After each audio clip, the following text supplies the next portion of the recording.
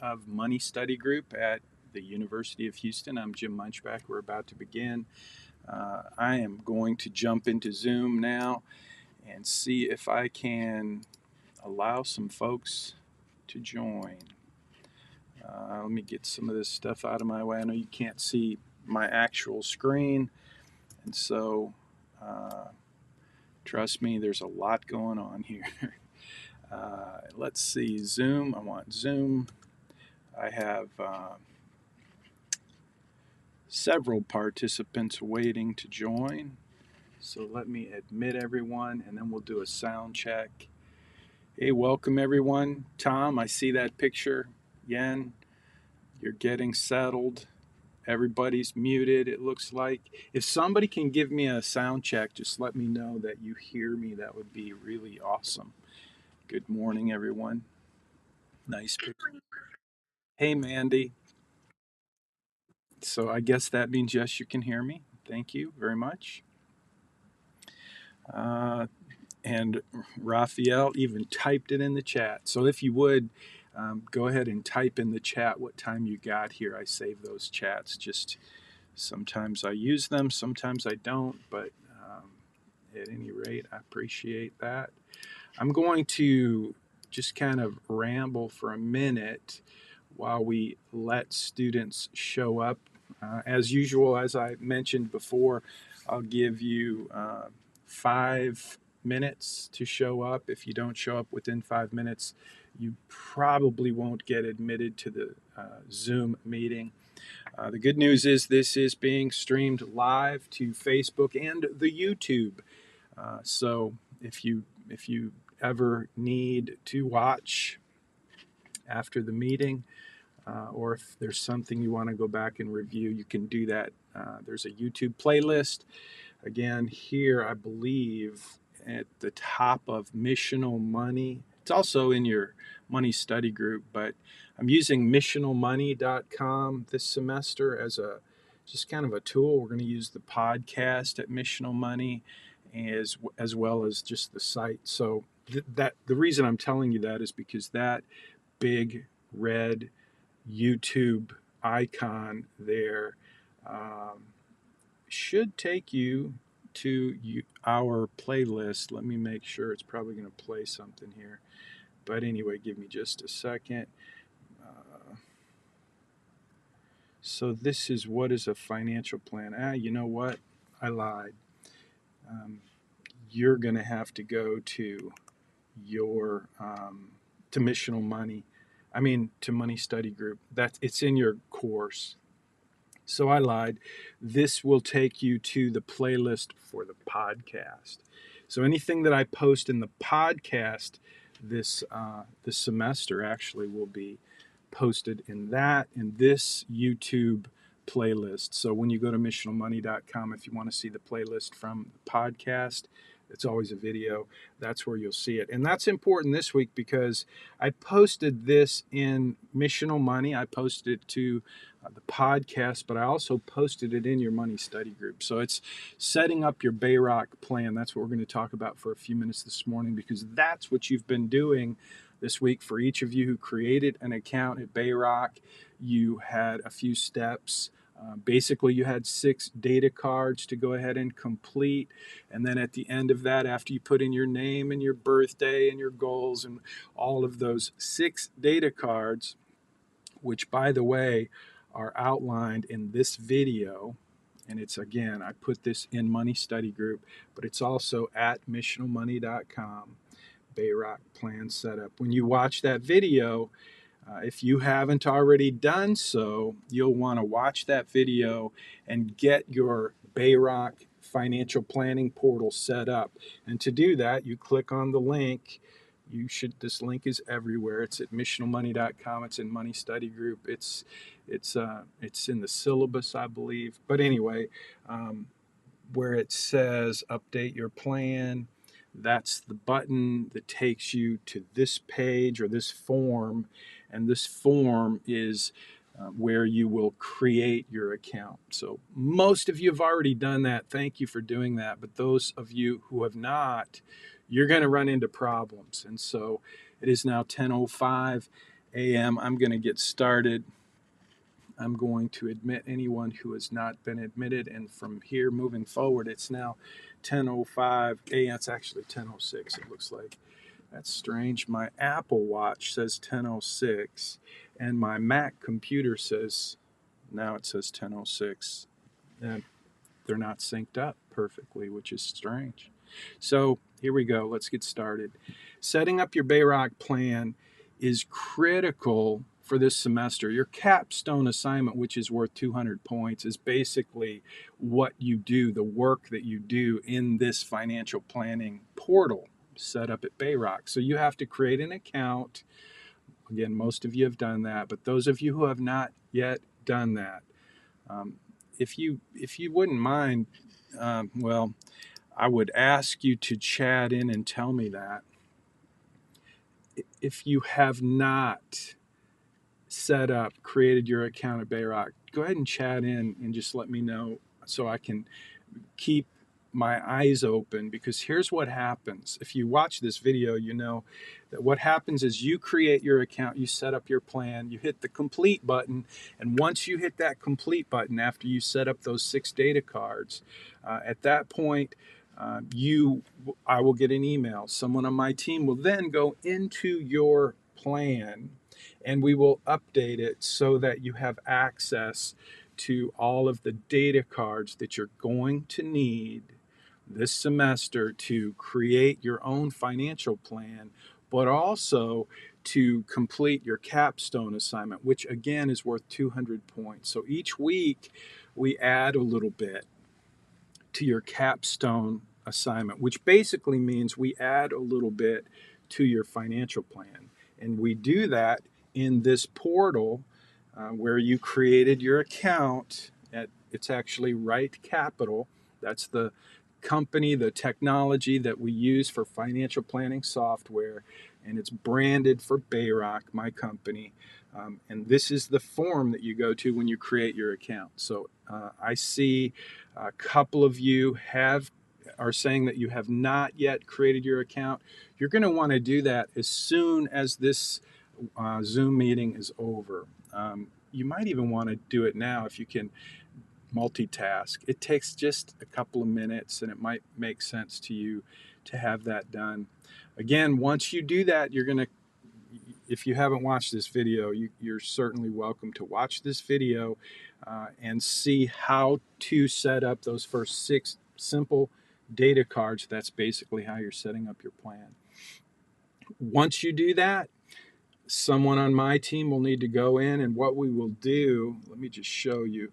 I'm just going to scroll through this post, which has a video, which is kind of a tutorial video, and it walks you through it. And again, I did post this in the podcast, so you can listen to it. I would suggest watching the video so you can see the screen that you're going to be working on. But it'll take you to this form at first. You'll put in your password, your name, and you can certainly use the email address, your U of H email address, to create your plan or create your account at Bayrock. You're actually creating an account at Bayrock, my company. I use the same premium financial planning tool with clients as I use with students. So you're getting access to a really robust financial planning software. And it comes with a very cool mobile app. So I want to mention this for a minute. I don't know if you've watched any of my videos, and hopefully you have. You've seen that I kind of make a joke out of the idea that if you decide that you want to link your accounts in your financial plan, that's like cheating, because it is like cheating. It makes it so easy to keep track of your spending. And so that's one of the things I'm asking you to do this semester, is just keep track, be accountable for everything that you spend. For most of you, it's super easy. You're using your bank app. That's great. Whatever tool you're using to be accountable to yourself for your spending, that's part of this semester. It's part of the assignment. It's just show yourself, prove to yourself that you understand one of the most important essential elements of financial planning, which is simply to be accountable with your spending. And so there's all kinds of ways to do that. In the old days, when I was in college, we didn't have apps, we didn't have the internet. Um, and so I don't even think we had Excel. I mean, we didn't even have computers. Honestly, we typed on a typewriter. It was the old days, like back in the day when Noah built the ark and dirt was just barely new. Okay, that was a long time ago.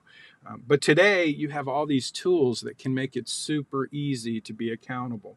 I know some of you would prefer to use an Excel spreadsheet, but that's infinitely more work than letting a tool do it for you, a tool like your bank app. Because what happens is if you use, I use a credit card. I have actually more than one credit card.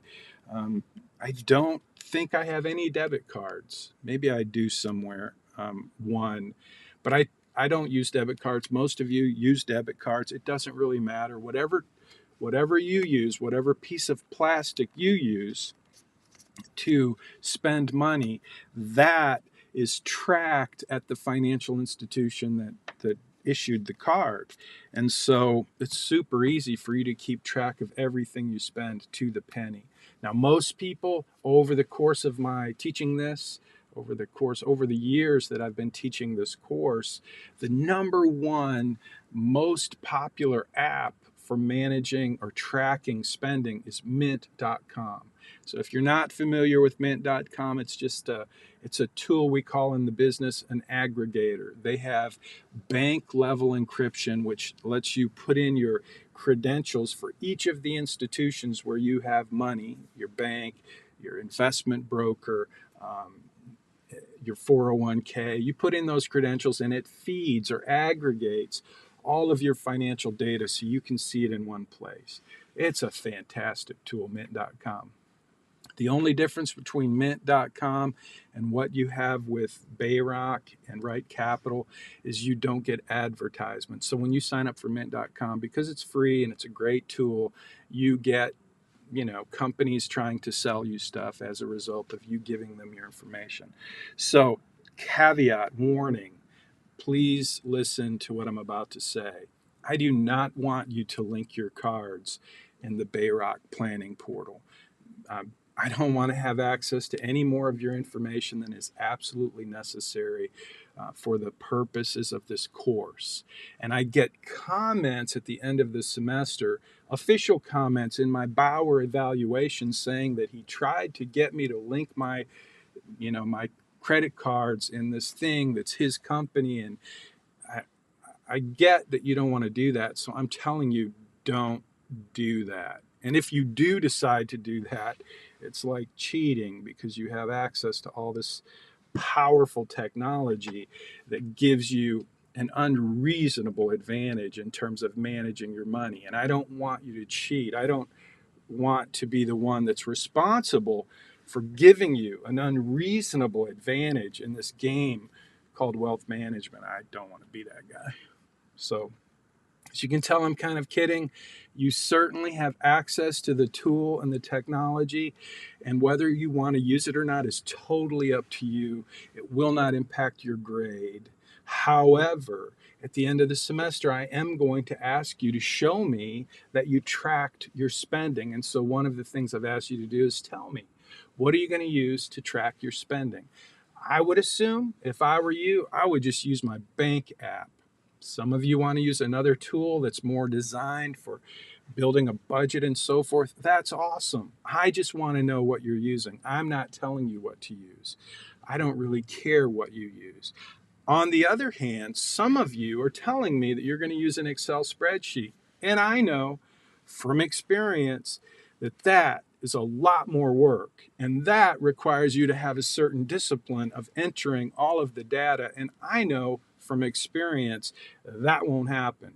So I have yet to meet a student who used Excel to track their spending and then presented it at the end of the semester with what I would consider accurate and complete information for their spending. And believe me, there are ways that I can tell that it's just not accurate.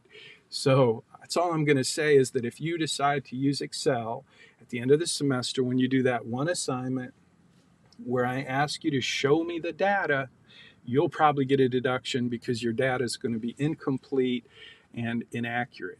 But if you use your bank app, it's automatic, right? Because you're using that card every time you spend, you use your debit card and it tracks it. And that's all I'm asking you to do is track your spending. From there, I'm asking you to think about how much money you're going to spend, and that's what we call a budget. And I'm asking you throughout the semester to consider all of the expense categories that go into your life. Some of those expenses are being paid by your parents right now. So you would, if you're an accounting major, that would be considered income, right? Somebody is giving you money and then you're turning around and spending it. And so if you're an accounting major and you're creating a budget, that would be income and expense because somebody's giving you the money, whether it's the government or your parents or your grandparents or a grant. A grant would be the government, a student loan. However that money is coming into your life, even if it's not from you working and earning the money, it still would be considered income. And so for the purpose of this semester in your budget, I'm asking you to basically think about all of the categories that are involved in the cost of your life. Things like utilities and Wi-Fi and iPhone and eating out and food and rent, or, every kind of utility you can think of, including, or, well, rent is not a utility, but it's part of cost of living. So if you're living in the dorm and you're paying room and board, and if that money's coming from your parents, you would still consider that income and then outflow. So just be thinking about that, because what's going to happen is at some point you're going to graduate. When you graduate, at some point you're going to be responsible for your own bills. So I'm just thinking it makes sense that if that's true, if someday you're going to be responsible for your own bills, we should start now and start in thinking about and framing out, what does that budget for you look like? I want to kind of urge you into reality in terms of thinking about the cost of your life. And that's just part of this process throughout the semester. So that's one of the reasons that I want you to use a tool to track your spending.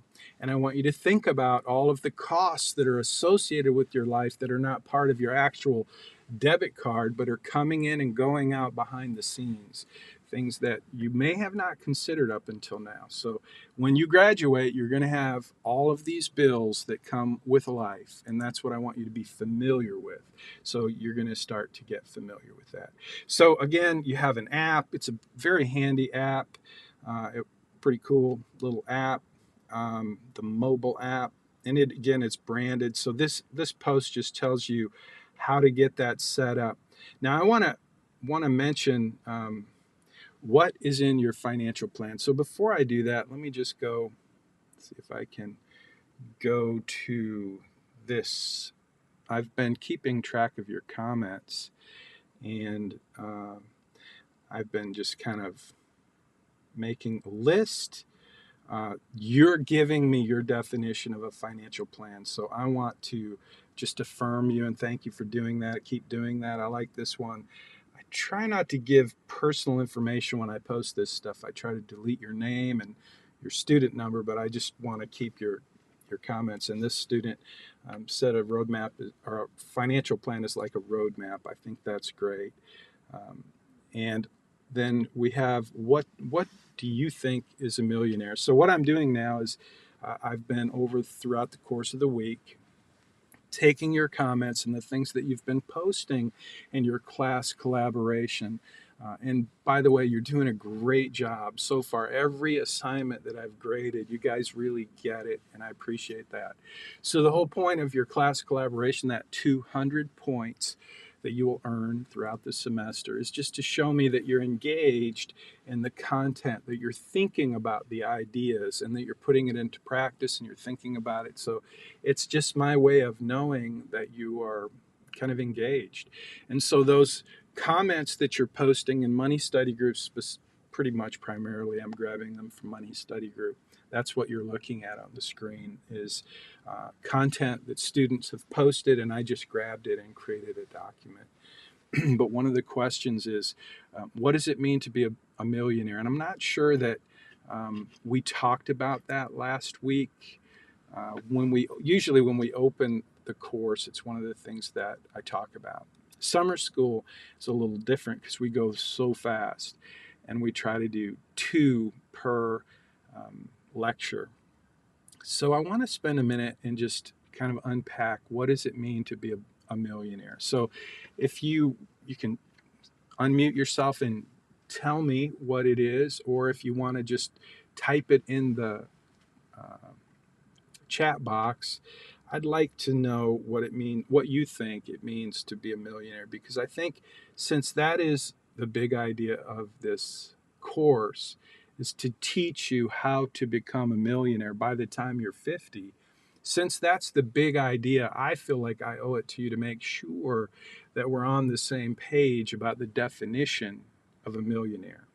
So one student, every semester this happens, one or more students tell me that their goal in this course and their financial goal in life is to become a billionaire with a B, a billionaire, not a millionaire, but a billionaire.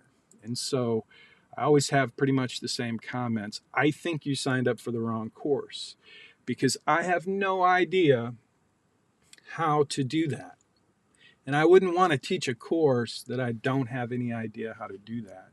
And so if that's your uh, goal, to become a billionaire, that's way beyond my pay grade. And I want to wish you luck, but I think you probably signed up for the wrong course, because to become a billionaire is different, very different, like with some extra zeros. But I do want you to know what a millionaire is, that my definition of a millionaire. So what is yours? I haven't seen any comments in the chat, so I'm just going to wait and give it a minute, let you guys think about it, and just post, especially if you're an accounting major. I mean, think about, what does it mean to be a millionaire? Does it mean you make $1 million a year? A multi-million dollar income each year? Does it mean you have $1 million in your bank account? What does it mean to you to be a millionaire? And I'm waiting. Here we go. Tom, thank you. A person whose assets are worth $1 million or more. That's good. That's close, but it's missing something. Remember, if you're I don't know, Tom, what your major is, but if you're an accounting major, you know that assets are part of it. Leighton says, I feel like a millionaire is someone whose assets total over $1 million, extra points if they have 6 months of savings and assets that are over $1 million. That's good, but it's close. Jason says, for your net worth to be over $999,999. That's good, net worth. So Jason, tell me, what is net worth? How do you come up with the number that says my net worth is $1 million? How do you do that? What does that mean? What are the pieces of that puzzle that create that picture of a millionaire? I'd like to think liquid assets. So Jason, liquid assets, that's helpful. Liquid assets are generally pretty helpful, but there's something we're missing. In addition to assets, what else do we have? Net worth equals assets minus liabilities. So I know a lot of people who live in $1 million house, but they owe the bank $950,000. So what does that do to the equation? Does that make them, by my definition or your definition, a millionaire? To me, millionaire is someone who doesn't have any liabilities. Okay, so that may be true too, no liabilities. But I just want you to think about kind of the formula for net worth, and that is you may have liabilities, but you also have assets. And when you subtract your liabilities, what you owe the bank, what you have in debt, when you subtract that from your assets, you have $1 million. So that's what I'm trying to get you to think about. That's a goal that I know how to do. That's a goal that I believe is very achievable for you by the time you turn 50. To have $1 million in net worth, meaning you have $1 million saved over and above anything you owe in student loans, credit cards, the bank, the mortgage, all of that. So that's a very simple and very achievable and very specific goal. So I just want to make sure that that's clear, that I'm trying to teach you how to achieve something that I know how to do. I've done it myself. It was a and to do that by age 50 requires that you understand a few of the basic principles and the process of financial planning, which is what I'm going to teach you this semester. So that's what the definition of a millionaire is, and the one that we're working with at any rate in this course of personal finance. It's to have $1 million net worth. That means you have assets that exceed $1 million after you subtract any debt that you have. So one of the things we're going to work on this semester is credit cards, debt, and part of your homework assignment is going to be to use your financial planning tool to identify better strategies for paying off debt. And we call those credit strategies. I call it Credit Crush because I want to teach you how credit works and why it's so important that you pay attention and manage your debt. So just wanted to kind of highlight, what does it mean to be a millionaire? So lots of you have given me great input about your financial future, what it is you envision for your future and what it is you want. And 5 years from now, 10 years from now, 25 years from now. When I was in college, I read a book called The Millionaire Next Door. And that book got me to thinking. One of the questions I've been asking you guys is tell me what you're reading. So if you haven't heard of it or you haven't read it, you might be interested. It's called The Millionaire Next Door. And I don't know why that book was so meaningful to me, except it just made sense. It was the first time in my entire life in college that I had any idea of what it meant to be a millionaire. And more than that, once I had the idea in my mind, once I could actually understand what it was, and these authors, Danko and I can't remember the other guy's name, two authors wrote the book, The Millionaire Next Door. And they gave a pretty good definition and they described the lifestyle of the millionaire next door and the priorities or the values of these people that they called the millionaire next door. And what was interesting, one of the things that was interesting is that these people who they called the millionaire next door, they didn't look like millionaires. They didn't live in big houses. They didn't drive new cars. They were very frugal.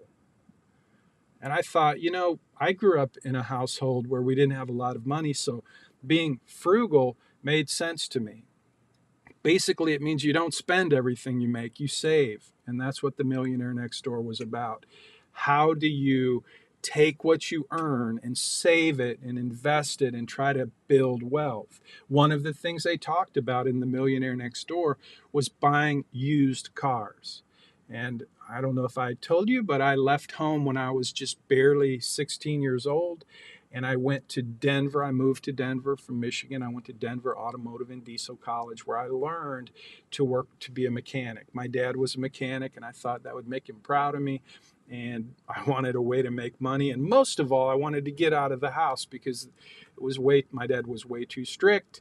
And I was just ready to get out on my own. So I saved my money. I moved to Denver. I went to trade school. I paid for it myself. I had my own car. I got a job. I worked really hard. But I became a certified master mechanic. And I learned a trade. I learned how to fix cars.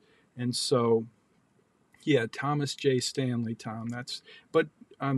Danko, I think there's another co-author. So there were two of them. But at any rate, I became a master mechanic before I went to college, that's how I paid for college, was my skills as a mechanic. I worked at Montgomery Ward's and Sears and Firestone and Goodyear. I worked at any place where they would hire a college kid, and I always had a job, and I always made pretty good money as a college student. But when I read that book, The Millionaire Next Door, that's what resonated with me, is the fact that I could definitely buy cars used, fix them up, and maybe even sell them, which is what I did with my student loans. I bought old used cars, fixed them up, and sold them. And I probably didn't make any money doing that, but it was fun and it felt good. And I eventually paid off my student loan. But when I read The Millionaire Next Door, I knew, I believed, I had a vision that was clear for my life that made sense, that I thought I can work towards that.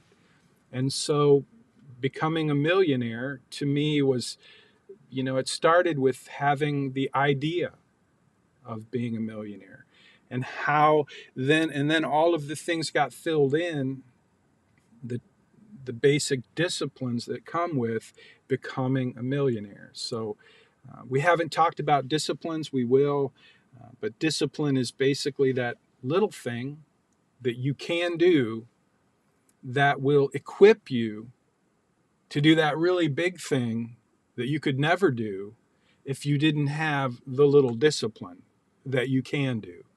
And so one of the most important disciplines in this game of financial planning is being accountable with all of your money. It's a small little thing that you can do.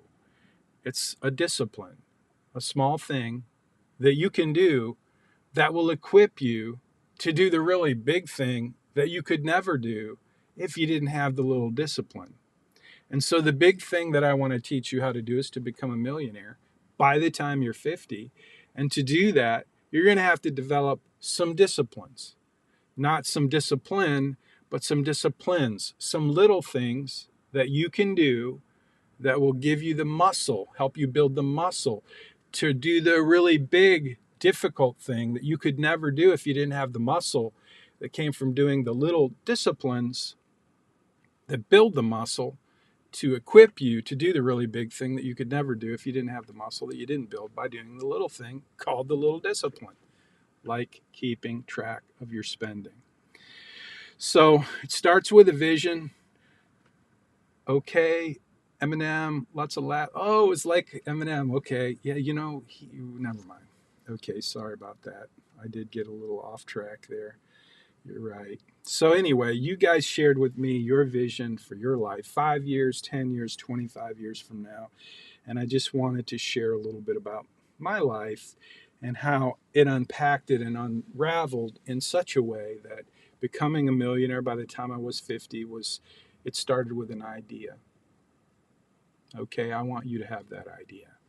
I want you to think about your life with some discipline, financial discipline, and a vision for your future that includes managing money and doing it smartly, and I'll teach you how to do that. I'm glad it made sense, Jason. Thanks. So the other question I asked is, how do you feel about online courses? And, I think you guys gave me all the information that I needed to really understand this cohort. And I have my own feelings about online courses.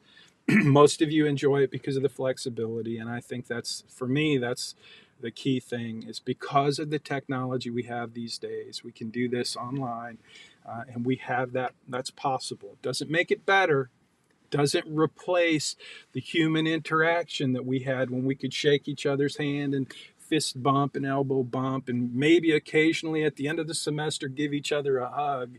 Doesn't replace that. Doesn't replace the human interaction. And I miss that. I like that. I appreciate that. But you know what? With gas at $5 a gallon, and traffic in Houston sometimes crazy, and when it rains, it pours and we get flooded, all of those things. I'm sitting in a studio at my house because my office is closed this week. For 2 weeks, I office at the Innovation Center, and they're putting new lights in. And so they basically said, you don't have a place to work. So I'm working at home right now. And to me, just like for you, online courses make it easy to do that. So I appreciate it. And that's why I do it. That's why I teach online. So, anyway, that's kind of some of the questions. I asked you how you're feeling about your financial future. And I know typically one of the most common answers I get is you're stressed, you're anxious. And I get that. And so, one of the things I want to teach you, one of the things I want uh, as far as an outcome for this semester, is I want to help you have more clarity around your personal finance, around what you do with money. More clarity means, it's just like that vision. I told you when I read that book, The Millionaire Next Door, and I started to think about what it would be for me to become a millionaire, that idea began to take shape in my life, and that vision became more and more clear. And as that vision became more clear, I had more clarity around the little things that I needed to do so that over time that vision would become reality. Does that make sense? I hope it does. But that vision uh, created some clarity for what I actually needed to do in my own life. And that's one of the things that I promise will happen for you if you pay attention, if you stay engaged. You're going to become more clear. You're going to have more clarity around your financial life. And that clarity is going to create more confidence. And confidence is pretty important because sometimes things happen that are unexpected and you don't really feel, you don't feel very confident. I don't feel very confident right now because the stock market is just crushing my investments. And I'm a pretty aggressive investor, and it's just ugly and it's painful, and I'm feeling it. There's lots of uncertainty in the market with inflation and recession and war in Ukraine and all of that. So your financial life is full of things that create uncertainty, but your plan and what you're doing, those things can give you clarity, and that will develop confidence in the long run that you're going to do just fine, that you're going to, and I'm going to teach you those things. It's not going to help on days when the market crashes and you watch your 401k drop when you're my age. But I'm going to teach you why those kind of things that happen in the stock market and in your investments over the course of your life, how you can take advantage of those. And by the end of the semester, you're going to feel very confident that you have a plan and that it will work over the long term. I promise you that. So clarity, confidence, and the next one is something that I've been told is a little fuzzy and a little bit uh, uh, I don't know what the word is, maybe hyperbole, maybe it's over promising, because the next one is clarity, confidence, and really what I hope for you is that you experience more contentment in your financial life. So when I worked at Morgan Stanley, I had to go through this amazing training program. And one of the things we did was they brought in professional actors and actresses, and they interviewed us as if they were clients or prospective clients. And we were supposed to help them understand what our unique value proposition was. So why would you hire me to be your financial advisor? What can you offer to me that's different than the next guy? And that's basically what I just told you is what I told them is I believe I can help you create a plan. And I believe in the process of helping you create a plan, I will actually help you develop more clarity and more confidence in your financial life, which will result in more contentment.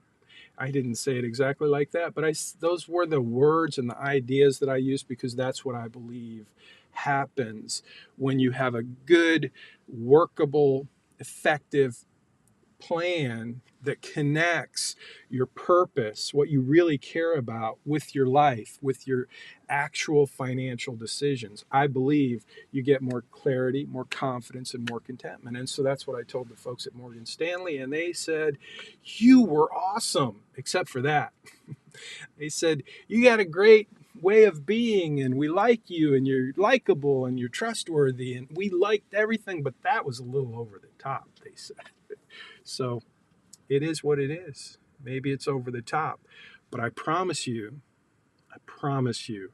if you have a good plan, you will have an unreasonable advantage over everyone who doesn't. And that includes your goals and what are you going to do to achieve those goals and the things that we're going to talk about in this course, because one of the things I would love to do is, as much as possible, I want to eliminate the really stressed part of your financial life. That comes from uncertainty, it comes from not knowing, it comes from not having a plan. And those are things that a financial planning, um, the work that we do this semester, can really move the needle on in your life. So that's important to me. That's why I'm here. I hope that you will join us. I hope that you'll believe. That's what I hope. Because just like when I read the book, The Millionaire Next Door, I had to at some point come to believe that I could do that. Because if you never come to believe that you can do it, you won't do it. If you just can't envision something in your life as a reality, you can never work towards it. So that's why the goal, the big idea, those things are important to me to make sure that that's clear. Okay, let's go back to, let's see, setting up your financial plan. I wanted to just kind of highlight, since I asked you the question, what is a financial plan? This semester, I want to make sure that I answer that question. In fact, that's why I called season 2 of Missional Money, the podcast. It's dedicated to, did I change it? Yes, it's dedicated to what is a financial plan. So if you're not checking out the podcast, I just want you to know it's kind of for you. It's not just for you, though. This is what I do. And the definition of a financial plan is different for everybody. You talk to a CPA, you talk to an estate attorney, you talk to a college student or someone who's getting ready to retire. You know, there's just so many different definitions of a financial plan. So I appreciate your definition, but I want to show you what is a financial plan this semester. And so to do that, what's in your financial plan? This is an actual, like, this is my way of saying, okay, I think I have a really great tool, Bright Capital software. It's a great tool for me because it's easy to use. I think it's great for clients because it's really good for collaboration. And I think you'll see that this semester. But these are all of the components. Like, this is the dashboard, the first few things you'll see, the elements in your financial plan. These are actual like data cards. They're pieces of information that go into your plan that I'm going to walk you through this semester. So when I say what's in your financial plan, I'm talking right now specifically about what's in your Right Capital, your Bayrock financial planning portal, and what are we building into your capstone. So these are all of the pieces, and you can just look at these and see, but I'm going to teach you and unpack these over the semester. Not all of them, but we will spend some time on insurance, and we'll spend a lot of time on investments.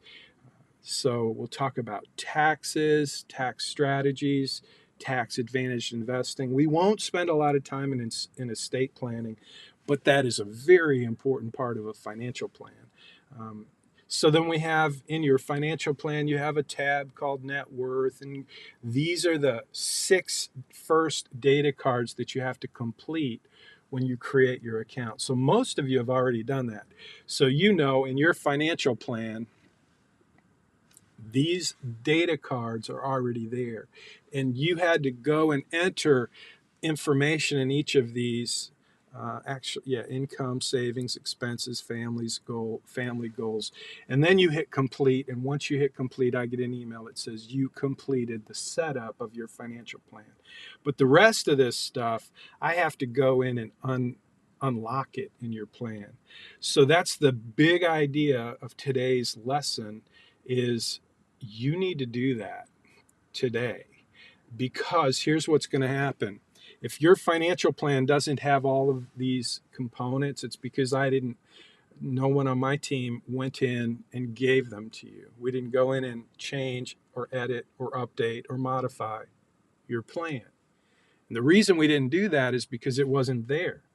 So right now, those of you who said, I haven't done that yet, if my team goes in and updates all of the plans that we have that we're working on this semester, and your plan isn't even created, then your plan's not going to get updated.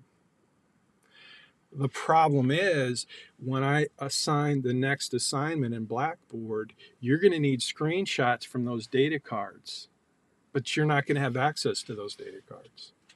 So you need to create your plan today. So it's now 10:46 a.m. on Tuesday, June 14th, 2022. And I'm making this announcement on the Zoom meeting. This is part of something. I know we have about 20 folks, I think, in the Zoom meeting right now, but we have about 60 students total in this summer course, which means about 40 of you need to be watching this on YouTube or Facebook. And this is an important announcement. So for those of you who are watching and are listening, you will be encouraged to share this announcement in GroupMe for the students who are really curious. Why am I not seeing this information? Because if students have not created their plan, or they create it after today, they're not going to see that. And so here's the point. Here's what you need to do if you find yourself in that situation where you're getting deductions on your assignment because you don't have access to the pieces of the puzzle that you need because you waited too long and you didn't hear the announcement, you didn't watch the Zoom meeting, you didn't keep up, and so you get deductions. That's what happens. And you're going to get your deductions, but that's okay. You still want to do the assignment even when you get deductions. And then you want to email me or text me. You can email or text me, and then I will go in and have someone on my team go in special for you to update your financial plan. So we have to create Bayrock today and fill in. Yes, you need to create that account, fill in the information today. Good question. Thank you for noticing. That's what the announcement is. If you haven't already done this, do it. You have the links in Money Study Group. Again, it's at missionalmoney.com. You just click on that link, update your plan. It will take you right to, I'm not going to click on that because then my iPad goes crazy, but it'll take you right to this form where you sign up.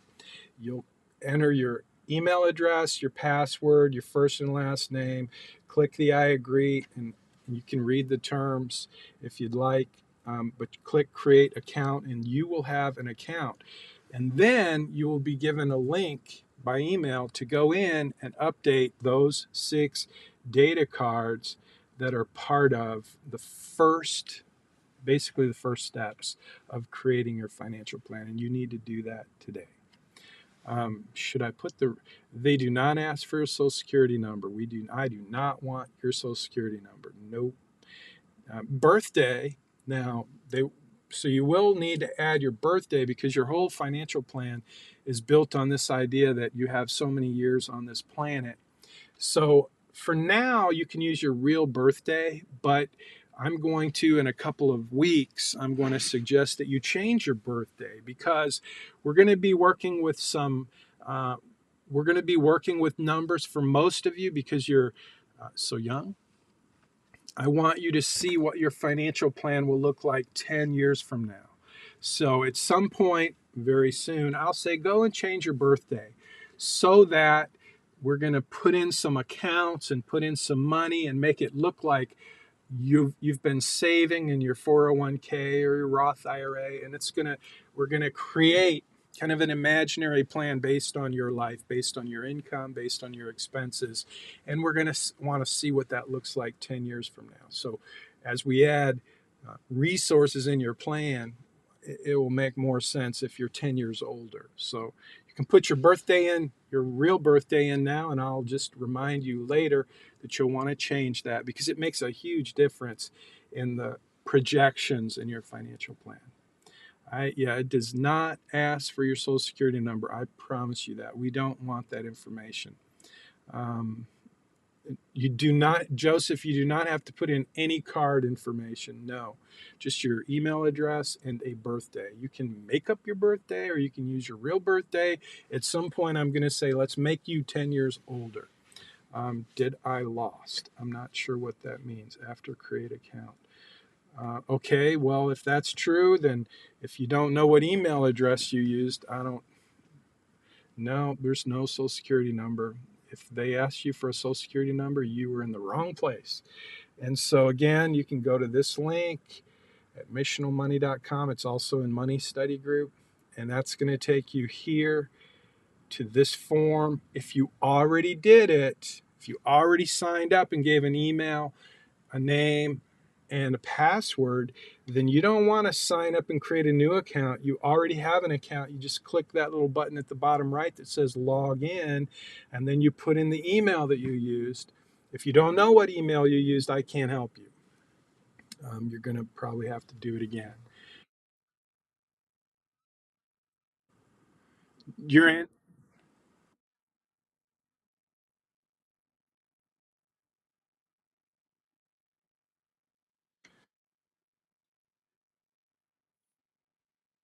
So are you logged into your plan?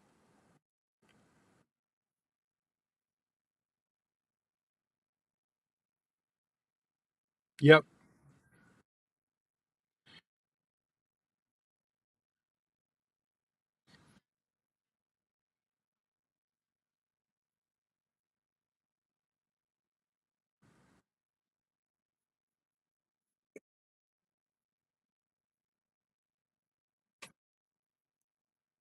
It is, yes. You have 6 data cards that you need to fill in, and that's the first thing you do when you create your account.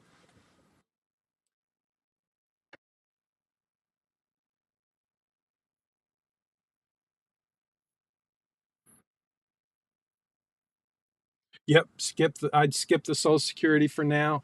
If you don't have income, you can skip that one too. You can skip all of them, but I would encourage you to put whatever information is accurate at this point into the data card.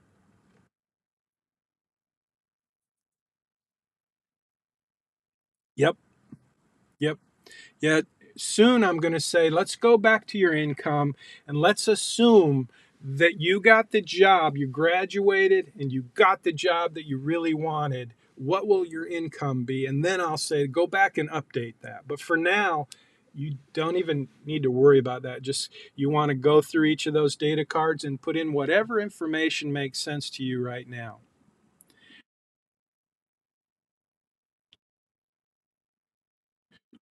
You can add a manual account. You can say I have $10 in the bank and I want to add a manual account. You can do that if you want, or you can skip that for now and go to the next one. Yep. And every week I'm going to be helping you build on to this plan, but what you're doing right now is the very first steps. And don't forget, after you go through each of those 6 pieces, those 6 data cards, do you see the complete button at the bottom right? Yep. So you have to hit the complete button. Once you do that, then I'll get an email that says you've completed, you've set up your plan, and then I will go into your plan and I will update it. And I could show you how to do that. So someone on my team will need to do that, and that's why I'm saying do it today. Set up your plan. You don't. It will take you 2 minutes, right? How long will it take? 2 minutes. So do the 2 minute assignment now. And then once you've done that, I'll go in and I'll update your plan so that you have access to everything you're going to need in the assignments that are going to be posted in Blackboard. Thank you. That was a great question. Anyone else? Yes, oh, um, Okay, so no one should be giving a social security number, and no one should be linking your accounts unless you really want to. But don't do it because you think I want you to do it, because I couldn't care less. I don't want you to link your accounts. If it helps you, though, it's there. It's a very valuable tool. And like I said, it would make your plan much more robust if you did. If any of you use mint.com, you know what I'm talking about. If you've never done that, you probably don't know and you probably don't care, and that's fine. Um, so I don't want anybody to complain at the end of the semester that I tried to encourage you to link your accounts and give me personal information that you did not want me to have. I do not want your personal information. You can make things up in your plan. I'm going to encourage you to make some things up so that you can see how it works. And currently, from what I know about most of you, you're not really making a whole lot of money and you don't really have the, some of you do. And for those of you who do, this planning portal is going to be more valuable. But if you're just living on parental income, and you don't really have income and you're not really managing bills and so on, a lot of the work you do this semester is going to be a little bit, um, you're going to have to use your imagination to learn and understand. Any questions, comments? Okay, let's see, what else do we have here before we terminate? So you saw that I posted that. I'd say that's a good place to start. If you haven't done it, if you've already set up your plan, you're good to go. You're ready for the next assignment.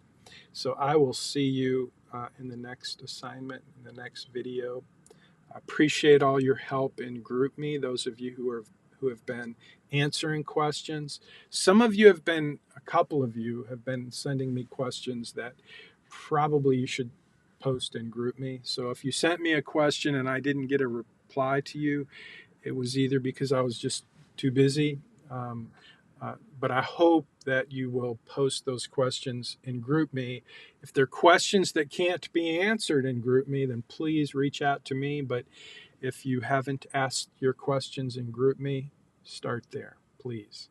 And give other students the opportunity to answer your question. I appreciate that. Any questions, comments? I'm going to read those chats. I don't see any questions. Okay, I think we're going to wrap it up. You'll have 2 assignments this week. Just like last week, I'm going to go and grade the assignments that are in the queue. I'm going to post 2 more assignments today so that you have them in Blackboard. You're doing a great job. Keep up. It goes fast. Summer school goes fast. If I can help or you need something, let me know. I'm looking for comments, questions, no questions. All right, post your question now if you have one. I'm about to hit end. Okay, I'm going to jump over here and end the broadcast. That's going to be it for today. I'll see you next week. This is Jim Munchback signing off.